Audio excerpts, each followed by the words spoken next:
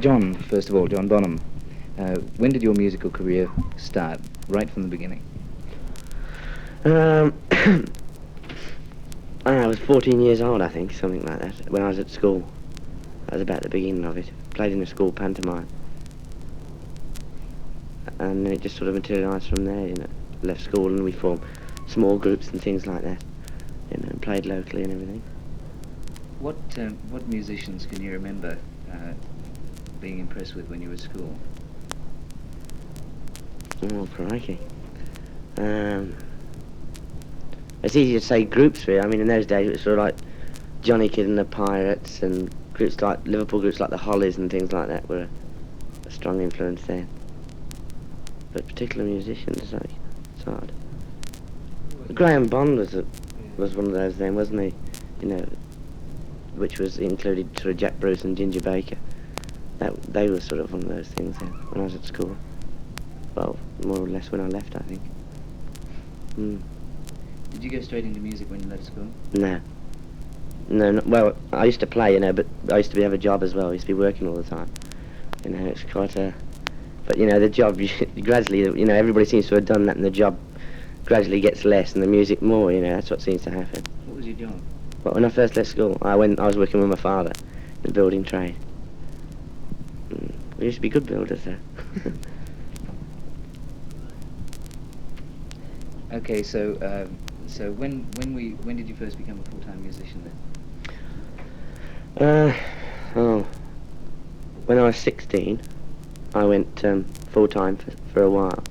You know, we had off and on periods. You'd like have an attempt, you know, to make a success of a professional group, and then it wouldn't go the way you all planned it out to go, and you'd end up having to go back to work to get a little bit of money to carry on, you know, to sort of live with, really. And that's how it used to go, really. You know, you'd have a time, go out on the road and everything would be roses, and then all of a sudden, no more gigs, no more money, and you're back to where you started, you know. And that's how it went on, really, right up until, you know, just before Zeppelin started. What sort of music were you playing then? Oh, well, you know, and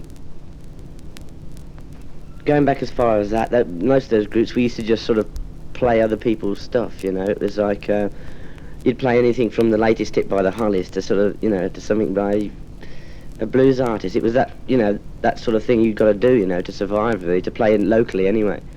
You know, and then, you know, and that was about it then, because we, you know, didn't do any writing or anything in those days. Did you have any particular tastes in music at the time developed? No, I don't think so, not really. You know, I used to sort of, then I just, you know, used to buy old, completely different sort of records, you know, and, you know, even now, you know, I still do. You know, you might like the most poppiest record ever, you know, you might just like it for some reason, you know. I don't think I've ever been sort of really set on something. How did you first come to join Led Zeppelin then? Oh, well, I've known Robert for a number of years, because we, you know, were in two groups previously. I was in a group with Robert when we were about 16, weren't we, first of all? We had that group. And then we also got back together only about a year before Zeppelin formed, wasn't it? Was it a bit before that, was it? Yeah. And, well, the story of how it started is better from Robert, because he was, you know, around before me, so it'd be better really for him to sort of explain how I came, you know, to be with them. So, you know, it'd be easier sort of coming from Robert. Robert Plant, which indeed is your name. Mm-hmm. When did you first start off in music? I was about the same age as John, but I was at school at the time, and the people who had any influence at all on me weren't the people who had... Well, there were a lot of people at school who had about £5 a week pocket money, you know, which was a lot of money to have for pocket money, and they used to buy all the records that were around at the time, but they didn't really intrigue me. There was a folk club in the area, and going to that on a Friday night and seeing all these people with sloppy jumpers and beards and long hair, I went, well, that's an alternative, and the music was also an alternative. So I ended up playing in little blues duets, you know, in these folk clubs,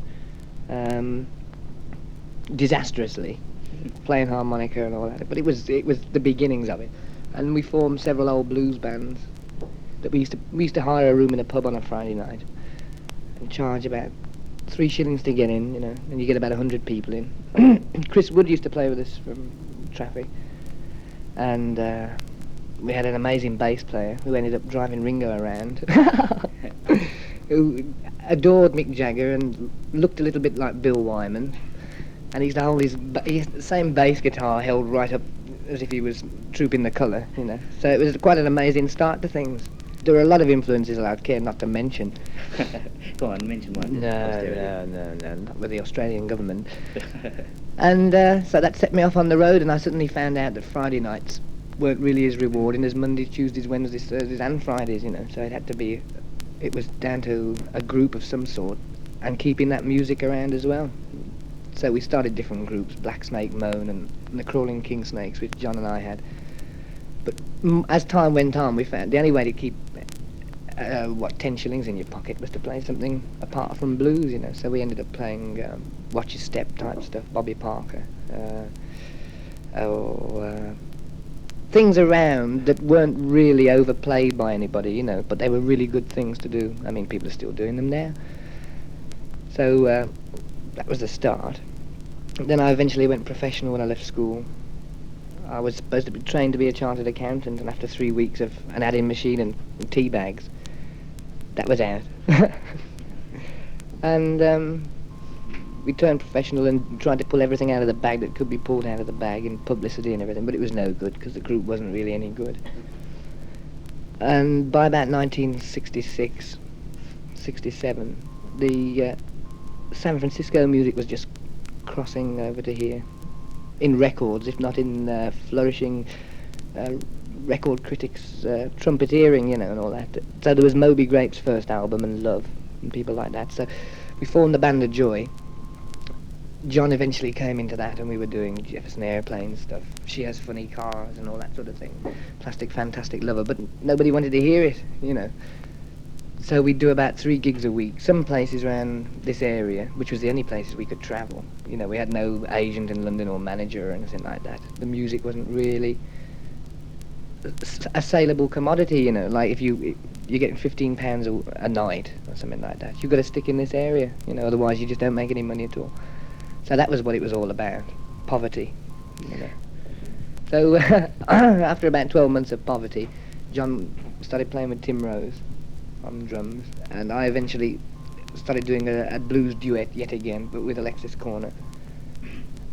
And Alexis never works on anything that's a permanent basis. It's always very temporary. He's got these TV commercials that he must do, and he has to write books on the blues and things. So he says, well, you can play with me when I feel like playing. I'm going to Essen in about a month's time. Come with me and all that. But I won't be doing anything in between.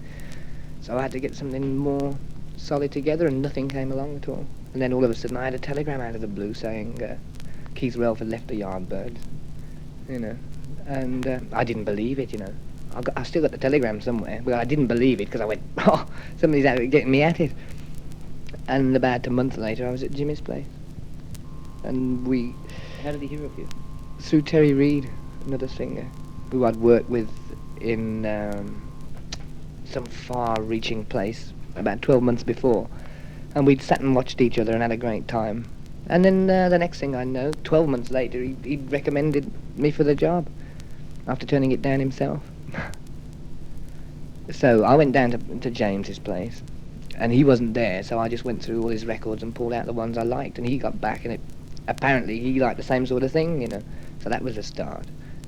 We hadn't got a drummer, and I knew that there was only one drummer that was really any good that I'd ever seen, and that was John. So it was the same trick with the telegrams and the telephone, and he didn't believe it either. He was working around with Tim Rose and earning some money, and I came up to try and persuade him, this group is going to be a giant and all that. It's got to be. And he was going, yes, I know. Anyway, I've got to get off now, and I spend the whole weekend traipsing around to gigs with him every time I could get him up a corner saying, listen. And so eventually he came down, and I think we had 2 rehearsals, and then we recorded the first album. What about John Paul Jones? How did he... Well, he'd been doing sessions with Jimmy for a long time.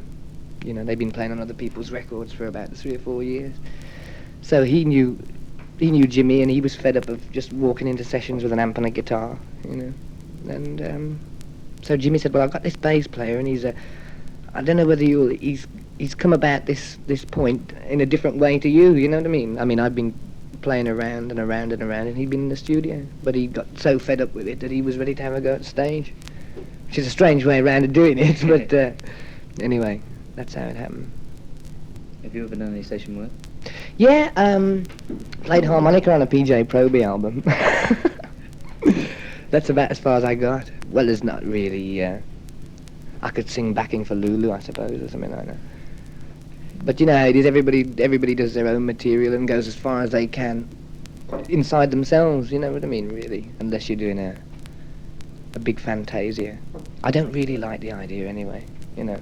I like to sing when I've written something and I can work out the melody lines and the harmonies and things myself. But to go in and be told to sing something, I can't do that anyway. With your writing, do you find you write better on your own or with the others? Well, usually with the others, you know, because you've got to be put into momentum by something in the first place. So I'm not really that competent on a guitar to be able to sit down and compose a whole thing on my own. You know, I look after the lyrics. But it's only recently that I've started playing instruments so as I can construct whole songs, you know.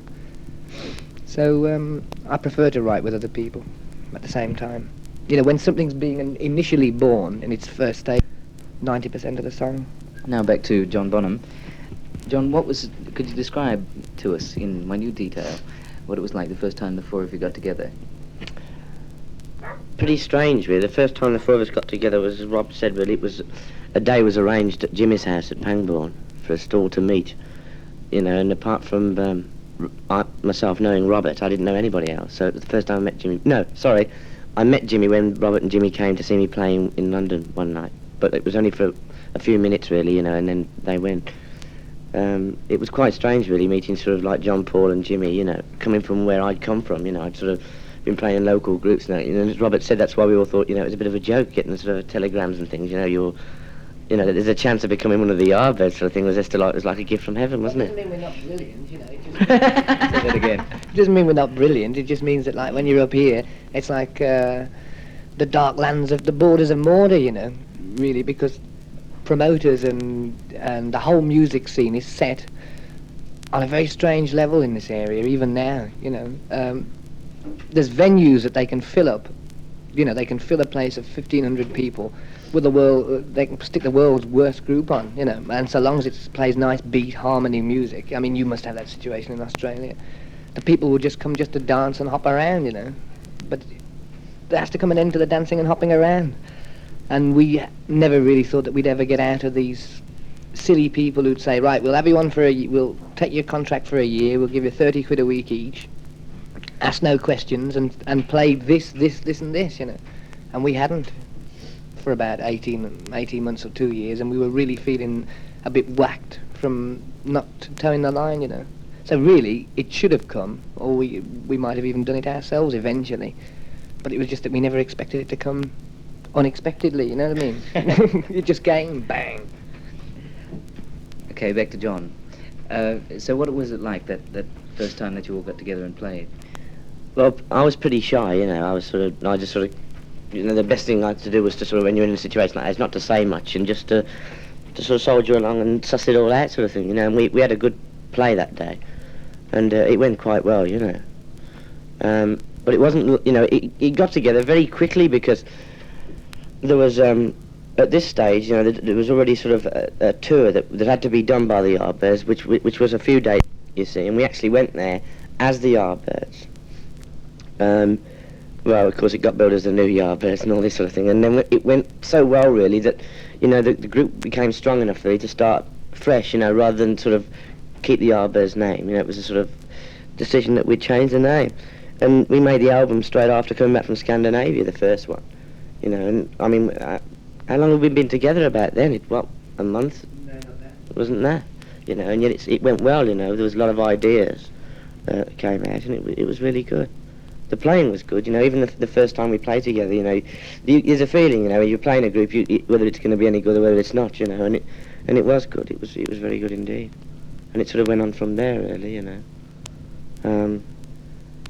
At that time, I don't think I had any idea that the group was going to, you know, achieve what it has. You know, you could tell it was going to be a good group, you know, like, you know, not being sort of flash about it. But I am. And that, you know, I didn't give it much thought, really, you know, and in no time it sort of grows, you know. You suddenly find yourself sitting back, you know, and, you know, the next album came out and all this. I mean, we went to America, but things up until really, I think, see, we were formed in what, it was the end of '68, and it was at least the middle of '69 before anything reaction in Britain, as far as, you know, compared anywhere else. We went to the States, you know, which we had to, because nobody would touch the group in England. You know, you'd say, you know, want to take some dates on Led Zeppelin, you know, and all this sort of thing, and you know, people wouldn't even book you. And then you came back from America after you know, the first album and all this sort of, you know, being a sort of #1 album and everything. And of course, everybody wanted to book the group. Then it was like a change of tune, you know. It was like, and that's really why you know, a lot of people said, you know, they go on about going to America and abandon them, really, and all this. You know, why don't you play for us? But at that time, you bloody well couldn't. Nobody'd book the band, you know. You couldn't play there. So you actually sort of had to go to America to play, you know.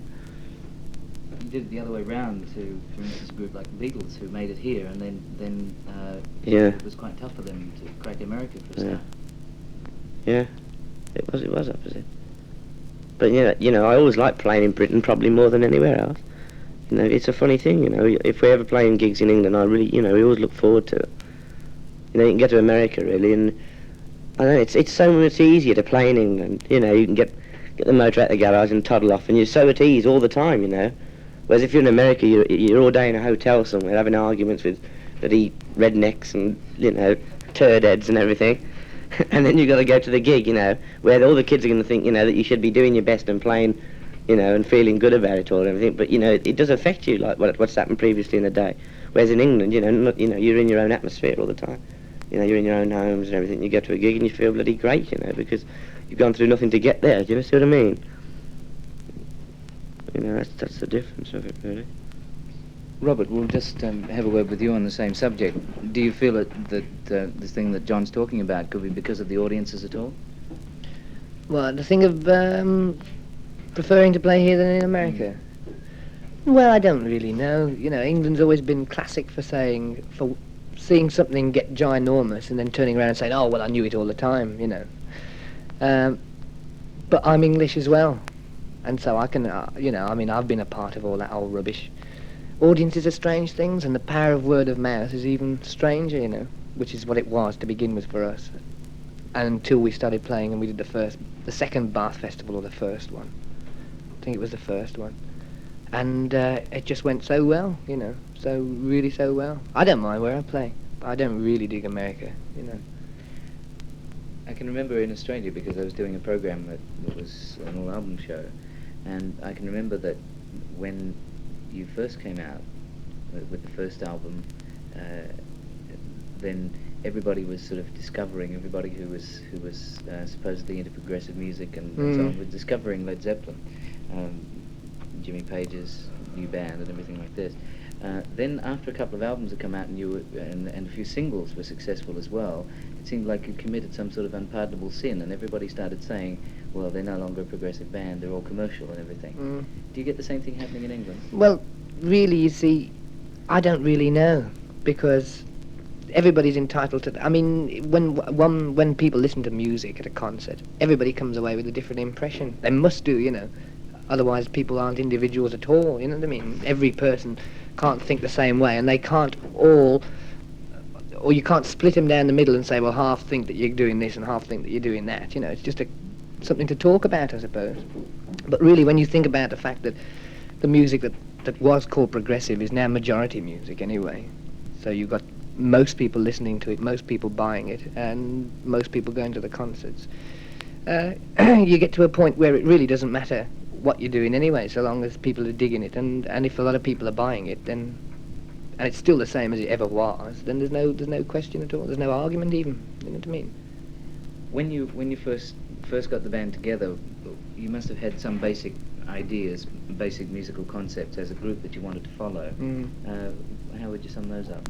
Well, at the beginning it was the construction of things with different time patterns and the changes just like that, you know, like in Dazed and Confused and How Many More Times, which somehow or other came to us like that, you know. Everybody just slipped in and fell in, so that it never, very seldom did it sort of ease its way into another change. It just fell automatically, you know. So that was the first thing that we got into, you know, those sort of things.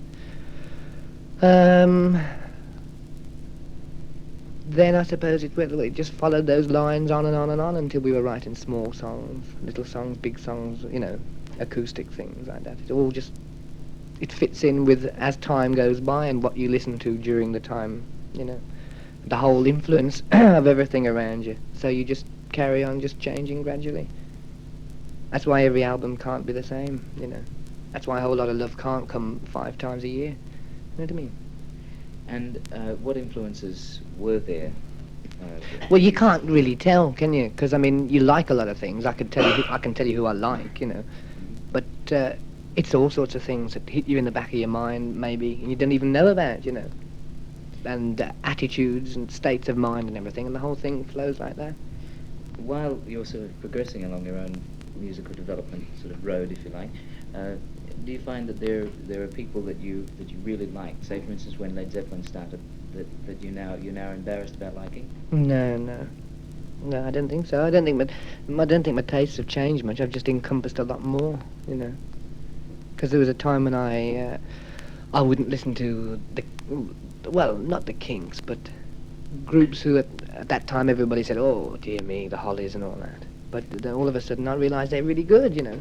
For what they were incredible.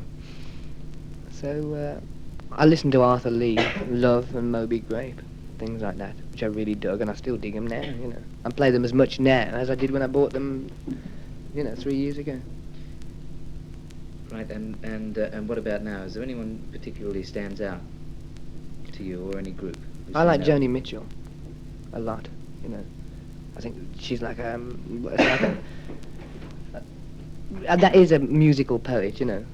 Somebody who's really, a voice and the guitar and everything is so sympathetic to what she's talking about. You know, I really like that. Group-wise, the Youngbloods I like, now and again. And they're really funny. Freddie King, I think I like. But there's so many.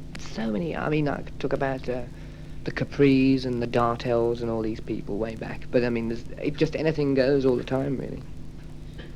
Do you find, even though musicians are thinking anything goes at the moment, do you find any difficulty with the media, like radio stations and the television channels? Well, we avoid as much of it as we want to, you know, for a start. We don't do any television because it's a bit of a fiasco. Have you been to Top of the Pops set yet? You know, you see. No, I don't think so. So you don't really come across any hassles like this, say, with getting airplay and so on? Well, it's up to, the way we look at it is it's up to people to put it on if they want to, I think. You know, that's why we don't embark in great big sort of flashes of publicity. Because, I mean, then you'd just be committed all the time to, you know, following your own tail. So really it's up to, at the moment, because the album prior to the one that comes out sells well, they're playing it, you know, I suppose. But it's also very good, so it's up to them, in America you get a case of it. It'll be played on the FM stations. In England, there's 2 disc jockeys, I suppose, that choose 3 tracks that they like and might play them for about a month, you know, and that's it. That's all you get. The favourite term of... But this is the power of word of mouth, you know, working. Favourite term of journalists at the moment is you know, you see a question asked in just about every interview. Do you think you have sold out? Well, what on earth is selling out when the majority are digging the kind of music that you're playing? They've come to you. You haven't gone to them. You know, we started off playing the way we're playing now. Really, it's just that we've written a lot more things.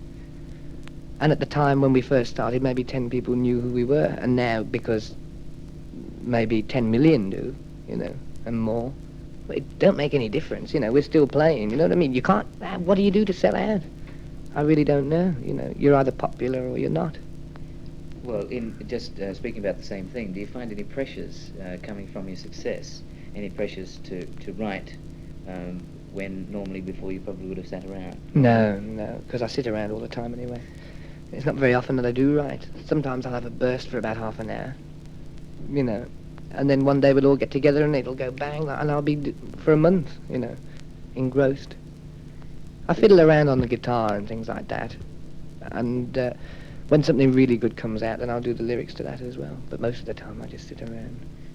There's no heavy pressure from the record companies to get that next album ready or anything like that? If there is, we don't hear it. You know, make sure of that. No, I don't think so, because we've got a reasonable working association with them, you know. They know what we want to do. You know, they know the pace we want to go at. And sometimes this pace is a little too fast, but sitting around is pretty good.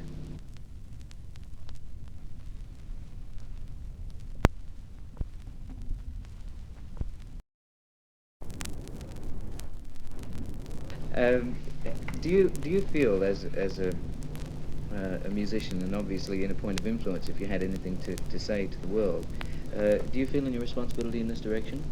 Now and again, yeah. It's hard to build a foundation on what that you should have to be responsible for anything, you know, because the whole idea of what you do is so that the responsibilities are only the ones that you incur on yourself and not the media or anything like that. But you do see a lot of things and you do get tear-gassed. And you do see situations that build up and are presented to the general public in the wrong way, you know, totally the wrong way. And you worry and you discuss it and you say, forget it. But you don't forget it at all, so it creeps in now and again, you know, if you listen hard to what's going on. What sort of subjects do you feel this way about? Well, just the general direction of everything, really. You know, I mean, I'm not complacent, and I don't think... The trouble is with the Englishman, he's always noted to, when the time is nearly over for him, he'll roll his sleeves up and get into battle, you know. And the English race is a fine race. But the problems that we're going to be faced with soon aren't going to require the same way of stopping them as they did in the past, you know.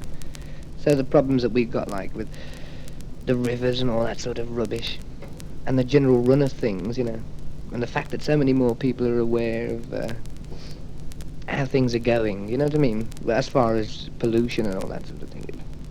It's so evident now that you know, people are talking about it, Cliff Richard's singing about it, you know, the whole thing is ready, and I think, well, I don't know what we're waiting for, you know, because I don't really know what happens next, except for that there's got to be the brakes have got to be put on. Well, you obviously introduce certain things where you feel it in your lyrics. Is there any particular song that you wrote, sort of, to use an old term, a protest song? Well, they're not protest songs, they're just sort of epithet statements almost, you know, because a point of view is a point of view. And the only reason that we don't solve all our problems when they come up is because everybody's got a point of view, you know. And they don't gel very often, you know, they're not meant to. So things like, I said, well, there's all, if you listen to a lot of the songs, things like Celebration Day, you know, which I say is dedicated to New York, but it ain't really, it's just dedicated to anywhere you like. That's no good, you know.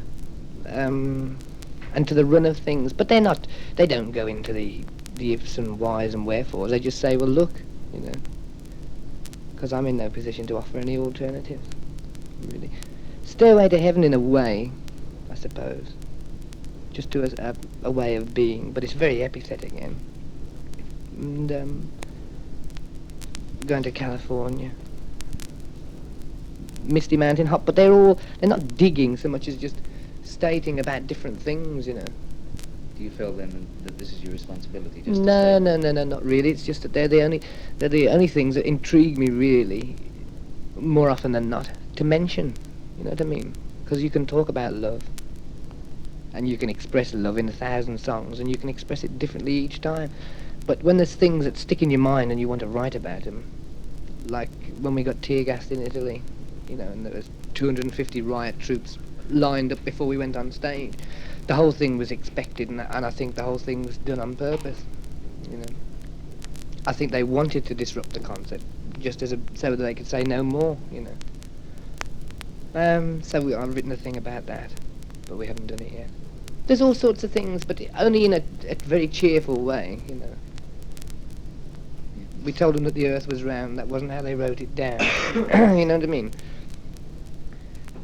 So I suppose, I don't know. And there's always a feeling of movement as well, because I don't really like sitting still for very long in one place, you know. It doesn't really have to be travelling the world. It just has to be going from here to Wales and from Wales to somewhere else in Wales and all that. So there's all sorts of things involved. But I don't. It isn't. I'm not sort of going into the politics of it, because then I mean I just get snared in my own trap. I think, because I can't say any more than anybody else.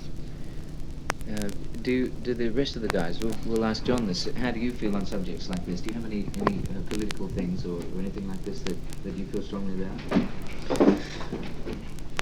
Well, there's a number of things, you know, that happen that you think, you know, shouldn't be happening, but it depends, you know, you can, you know, different musicians are, you know, you think back on, I've written songs and everything, but it depends whether it's going to do any good. But, you know, I don't think you should sit down and say,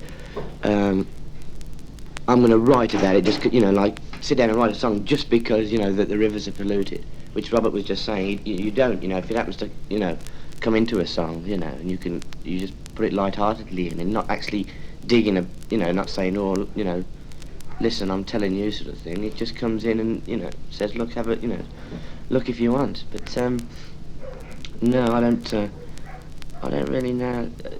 Some songs, really, I don't know, some writers have written some songs, and I don't know whether it's a good thing or a bad thing, really. Do you envisage anything happening with the band like the George Harrison Bangladesh thing? I don't know. We often talk about doing different things, but you have to make sure. You know, before I would do anything like that, I would do what Harrison did and go there. You know, see what sort of state it was, and just make sure that you actually donated the money to say the governor or something like that, or somebody who was actually gonna use it, because you can give it to a charity organisation, but before they pay it to anybody else, that money pays for the cost of their organisation running. You know, and sometimes it can be quite frightening what they actually end up paying out to these people. You know, he's got to pay like 20 people's wages, office staff, he'll pay for the premises and all this, you see. And what's left then they donate to these countries and things that need the money. So I think I'd rather just do something and take the money there myself, you know, and at least go there first anyway to make sure that it's worth giving them something. Let's get back and there's a lot of things there are, you know, I mean, there's a lot of people, a lot of countries and that, you know, in a bit of a state, you know. Let's get back to music again. What are your feelings on where the individual Beatles are at, for instance, now?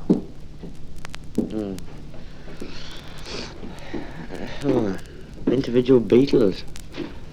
I don't know. They seem to be sort of very different at the moment. You can like each one of them, you know, for what they're doing, sort of thing. But you know, like, it's been a terrific change, you know, especially if you like, and you've lived in England all the time, you've actually seen it happen in front of your eyes. And if you listen to Beatles albums, you know, the songs got much more individual towards the end. Like McCartney would do a song, Lennon would do a song, you know, and a lot of all together singing songs gradually filtered out from sort of Hard Day's Night stuff, which was all like multiple singing all the time, you know. And it got much more individual, didn't it, on later albums? And I think that, you know, they just got different. I mean, let's face it, how many years were they together, you know? It's a long time. But I would have liked to have seen them stay together.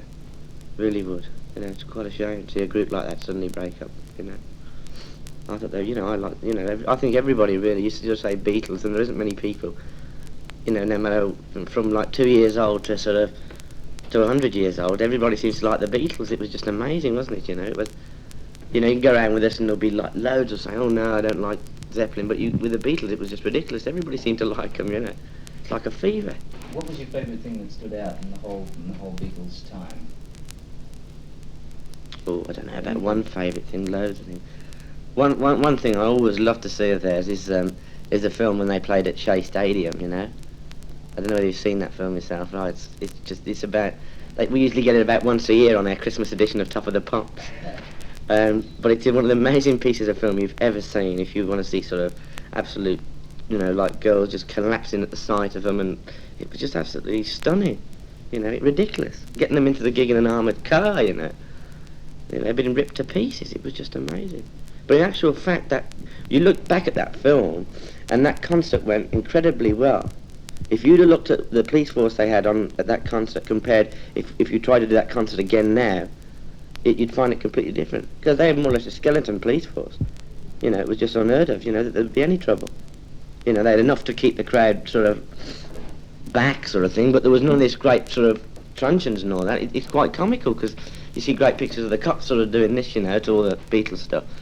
But if you do that concert now, you'd probably find yourself with like wagons full of riot police outside waiting for any trouble, and all this sort of thing. It's changed a lot since then.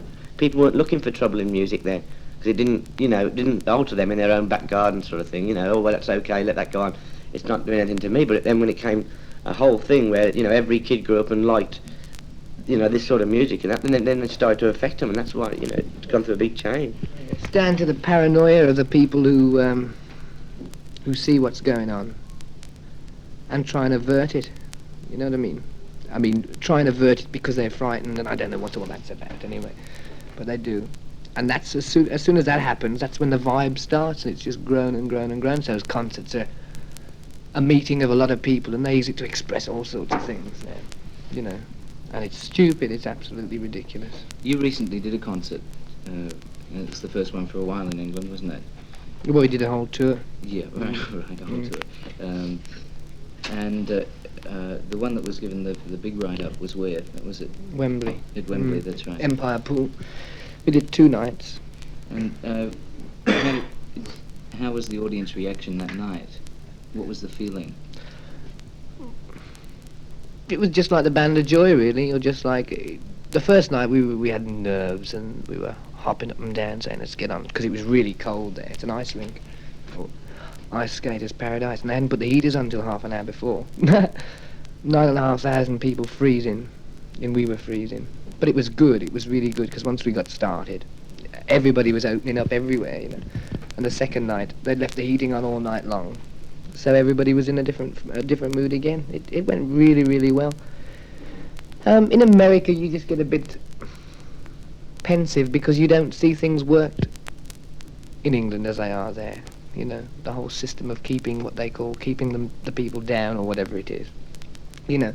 Doesn't stretch here to the entertainment. Really, I think a lot of people come up and compliment you, and they're usually the ambulance crews or first aid or the police or something like that, and they say good, well done, because over here it's an occasion, it's still used as a way of enjoying yourself, so it just felt like having a good gig. And did you have many girls screaming that night, second night? I don't think there were any. Now and again there's a scream as if somebody's finally found what they were born for. And that, oh dear me, you can never see them because they shut up too quick. But now and again, it's usually in smaller towns that you get the occasional little chick, but it's not the done thing, you see, now. So you have to stifle yourself. It's starting to happen with people like Mark Bolan and Rod Stewart and the Faces. Mm. They're getting screams. Do you feel you're in a different musical plane, or? No, not really. I think it's all down to entertainment anyway. Being pretty. Well, what we were talking about before was that when the mass listens to something, it's just popular or not popular, So I don't think we're any different to the Faces or anything like that. I suppose that we could go about the whole thing in another way, and so induce a state of mass hysteria. It can be done. You know what I mean?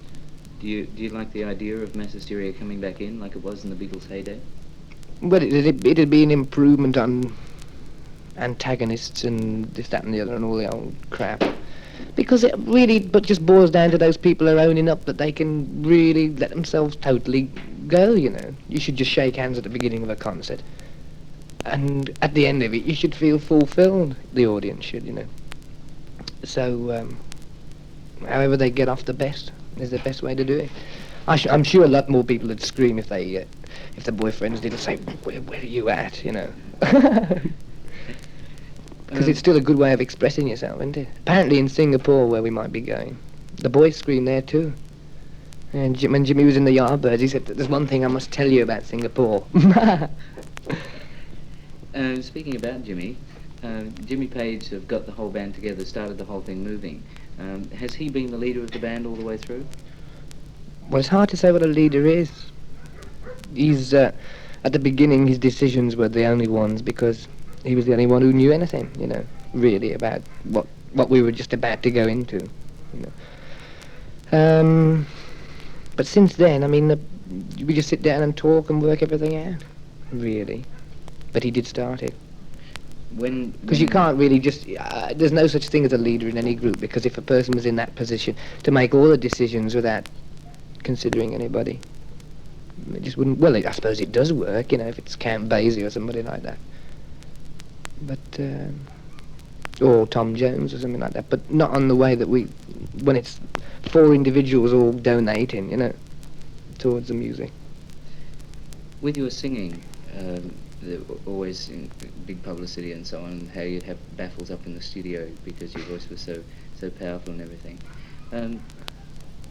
Do you have any difficulty pulling back and singing something soft? Well, you'll have to listen to that album a little bit, and then you can answer it for yourself. But I can. Well, I do, because it's just encompassing different things all the time.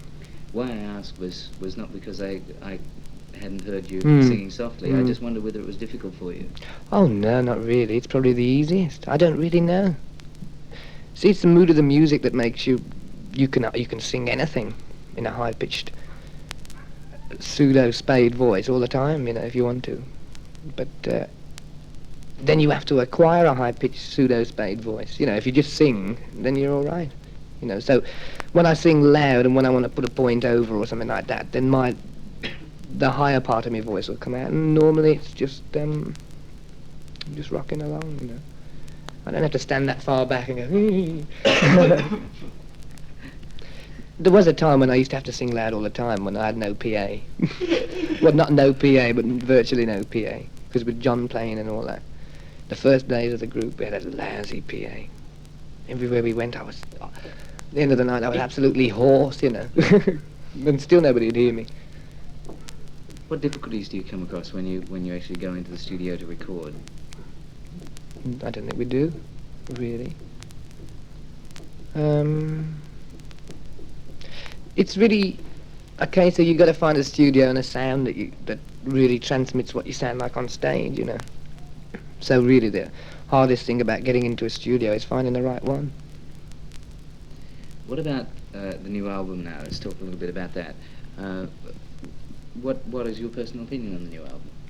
It took a long time to come out because there was a fuck up here and a cock up there, and it shouldn't have gone into the months that it went into in preparation. And but you see, unfortunately, we're in the position where we do the albums ourselves. It's all our time until we give the finished thing to the company. But they have to organise the cover. We decide what we want on it, identically, and pass it on to them, the prints, the proofs and everything. But of course they keep on sending you back their idea of it, and they might alter the shade of the whole cover, And when you're trying to put across something, a mood or something, then the shade of the cover matters, so you have to go through a rigmarole, a total rigmarole. This is where you fall down, with the record company itself. I think it was a good album. I think it still is a good album. I think it's, I don't know, every album is so different, I think at the beginning everybody wanted it not to be. The people who listened to us wanted the first album, every album, Maybe the next album would be like the first one. But it's good, it's the fourth album. I like the third album a lot. But what particular things do you like on the third album? Friends and Run Ra Stomp. Immigrant Song I really like too. That's really good. We always start with it. But when you do play that, I feel like a surge coming out, because the thing knits so well. And the fourth album, there are really good things on that too. Stairway to Heaven and When the Levee Breaks, things like that. You can just go on. I think I like them all, actually. It's a good group. Right, back to John again. What significance does the fourth album have for you?